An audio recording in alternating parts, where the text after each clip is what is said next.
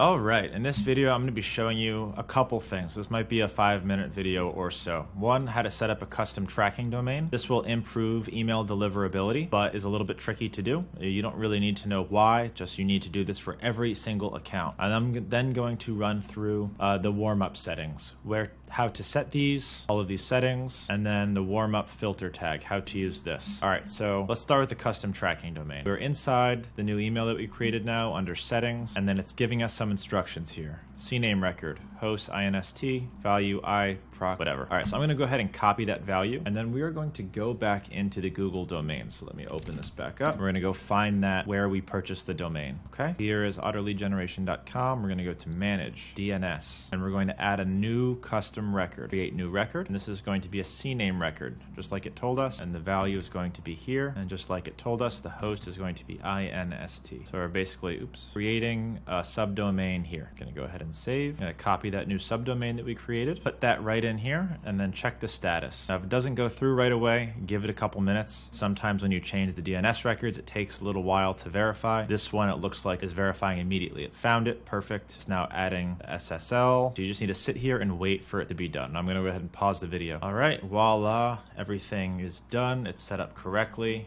Now let's go through some of these other settings here. So sender name, make sure is good. Daily campaign limit, we keep at 50. You can also set a reply to address here. So this is where we would go hello@autolead.com. That way anyone who responds to this email is gonna go to our main inbox. You need to know who the reply to is when you're setting up these campaigns. It's not always going to be this one. All right, scrolling down, custom tracking domain, we just did. Warm-up filter tag, we'll talk about in just a second. So we're gonna do the slow warm-up for new email addresses. This is a new one that we just built. So we're going to increase per day by 2 until we hit 50. Reply rate 30. Monitor blacklists enable. So use these settings for just about everybody. Now the advanced stuff. Weekdays only, red emulation. I like to turn most of these things on. This is not working yet, so don't worry about that. All right, so if the warm-up limit is 50, go ahead and set this from 45 to 59 for when this does go live. It's good to have. The rest of it, we can leave all the way 100%. Save, and then let's go back in here and do the next part, which is the warm-up filter tag. So if we don't use this, our email is going to get flooded with emails that are filtered, or warm-up emails, which we do not want. So let's go into, this is the email that we just set up, and we're gonna start seeing warm-up emails come in here as if they're real emails, which we do not want. We're gonna go and create a filter, has the words, grab that filter tag, put quotation marks on it, and then create a filter. Always mark as important because we want these warm-up emails to be good, never send to spam. Now we're also going to mark as read and skip the inbox. So keep track of these. Skip the inbox, mark as read, never send to spam, always mark as important. Create that filter, and that should be all you need to do